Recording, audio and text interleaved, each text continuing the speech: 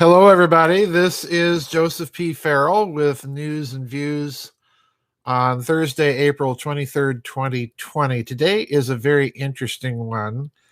I have an article that many of you spotted and sent me, and it's such a thought provoker and whopper doozy. I had to do my news and views on this just to put the article out there. As you know, we've been having a lot of buffering problems since the beginning of this coronavirus thing, and I suspect that largely it's due to the massive increase in internet traffic. But nonetheless, I persist in doing these things simply to put the articles out there.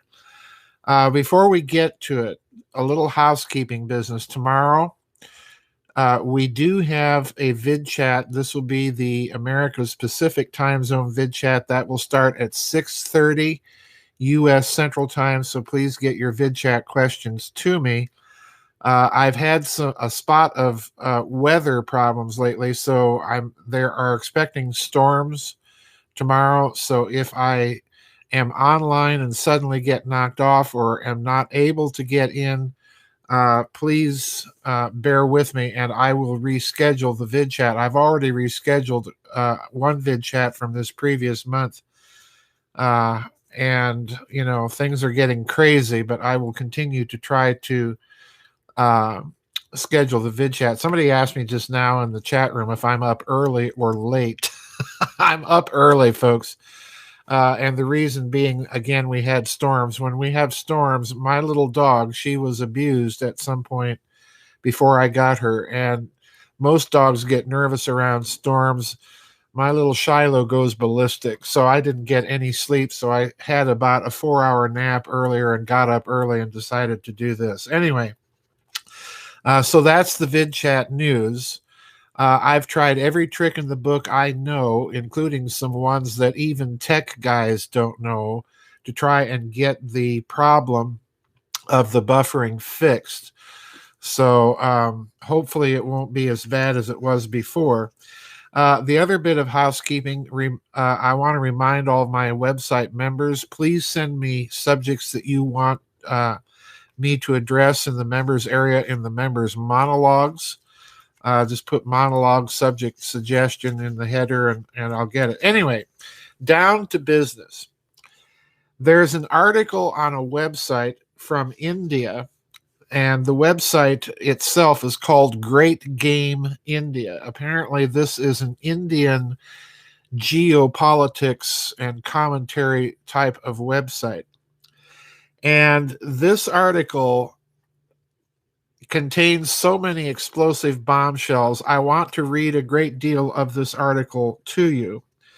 It was reported on April 20th, just 3 days ago. The article's titled Chinese Agent Charles Lieber and His Virus Transmitters. And I'm going to be reading a few paragraphs from this article and pausing to make a few comments to remind you of some other things, because personally, if you've been following the internet news about this Fauci virus scandal, and I've taken to starting to call it the Fauci virus rather than the coronavirus, because it's becoming obvious to most of us that even though this virus is real and people suffer horrible deaths, there's something else going on in connection with it. And I think probably most of you who listen to me and other internet commenters and blog sites are probably thinking the same thing. So here's the story, and here we go from Great Game India and the article Chinese Agent Charles Lieber and His Virus Transmitters. Listen carefully. Quote, Dr. Charles Lieber is a nanoscientist at Harvard University. He was recently charged by the American authorities for secretly being a Chinese agent. Now, that's not exactly true.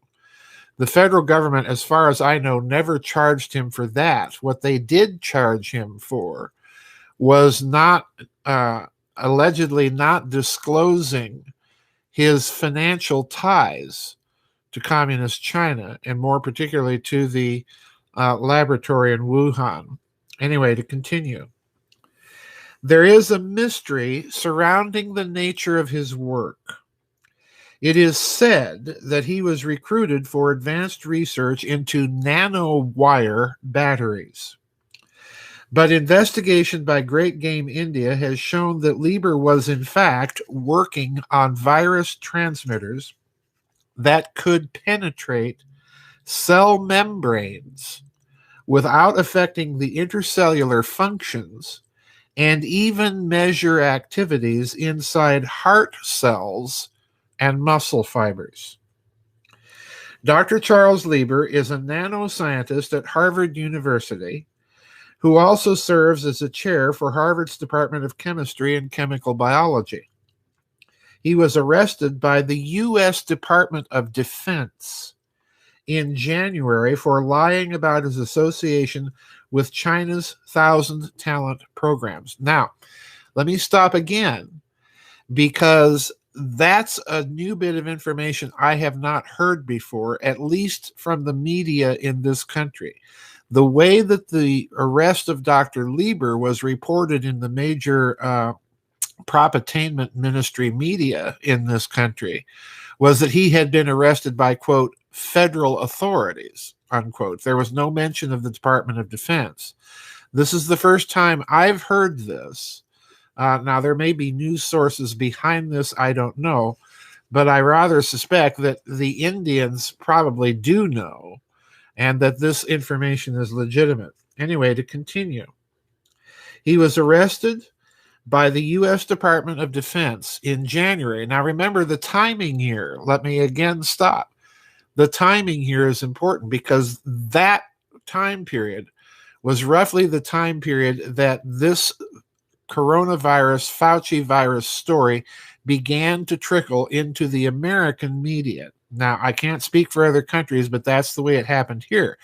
At the time, this country was largely focusing its attention on the Trump impeachment efforts in the U.S. House of Representatives.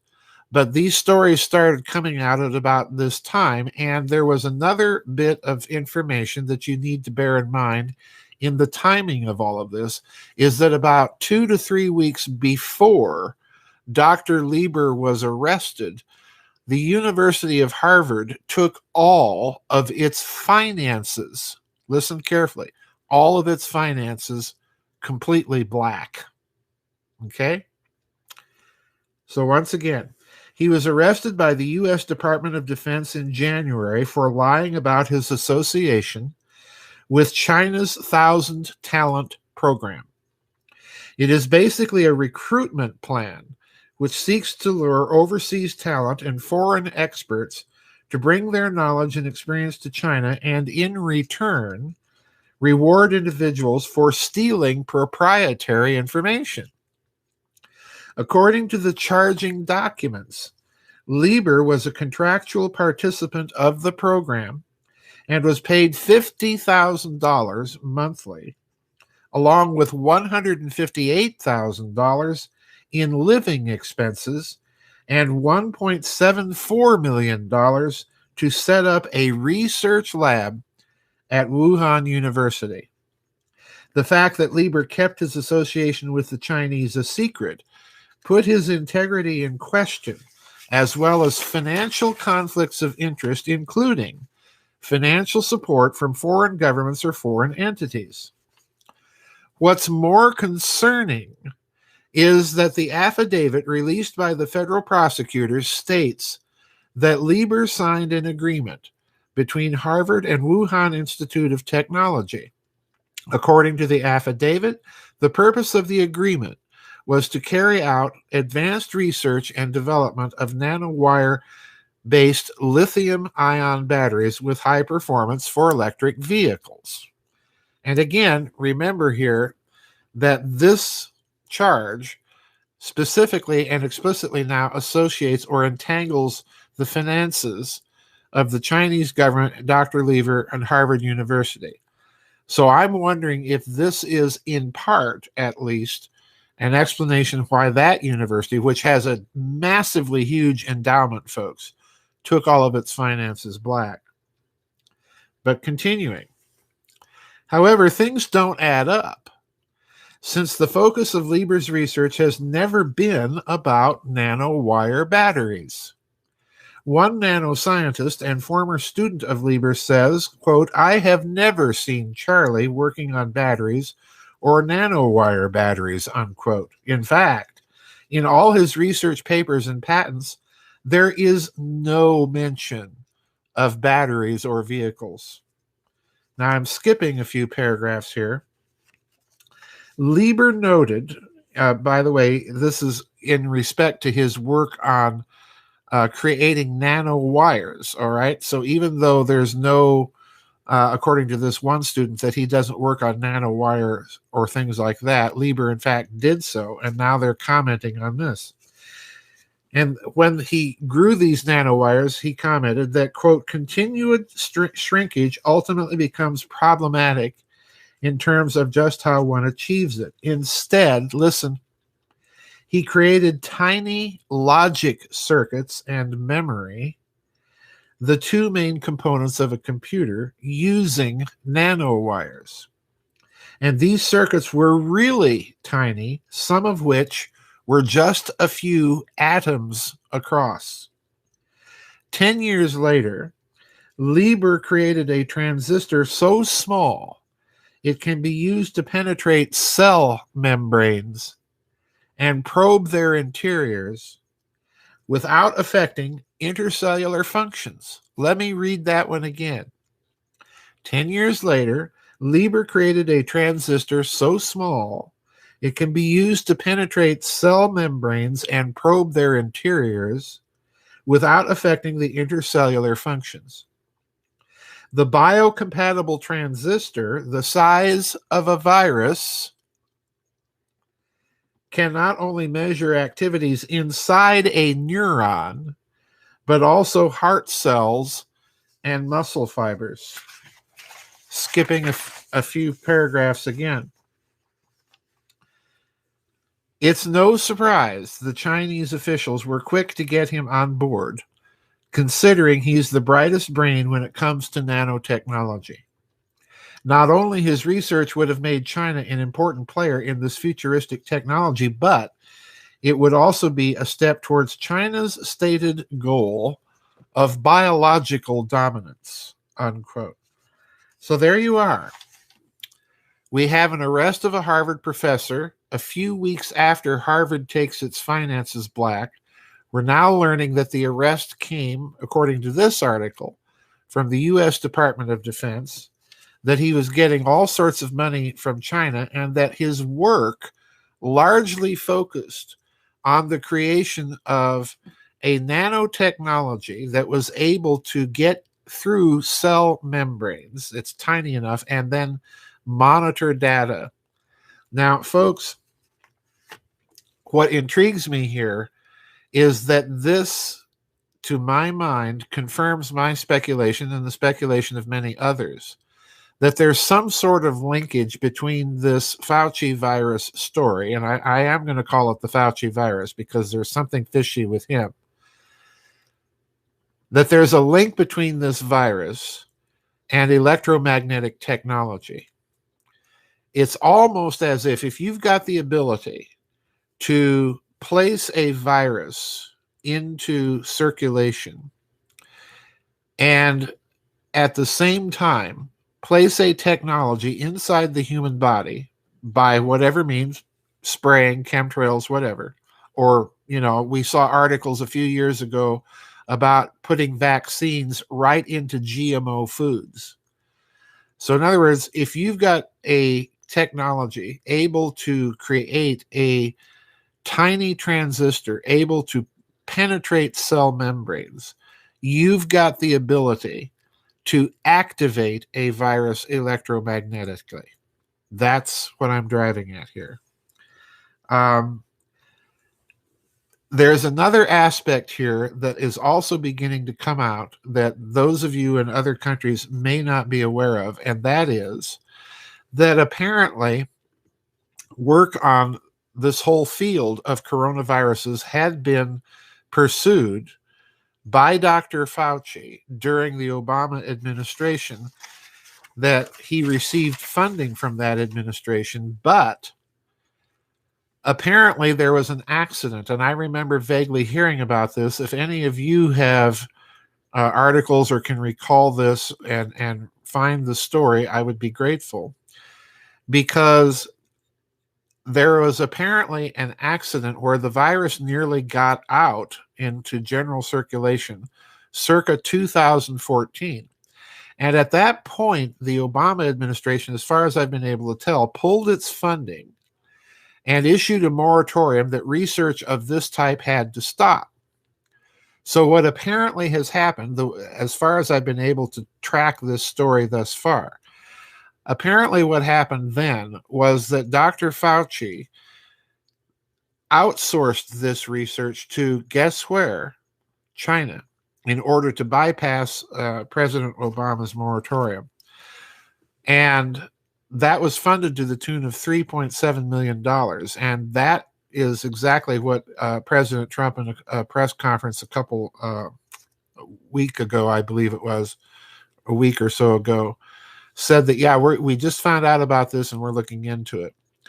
So I think the narrative may be starting to come unraveled a bit. And this may be why we see now the sudden rush in various places in this country and various places in Europe to get everybody vaccinated. And folks, if you want something that can monitor you from outside, the technology is there.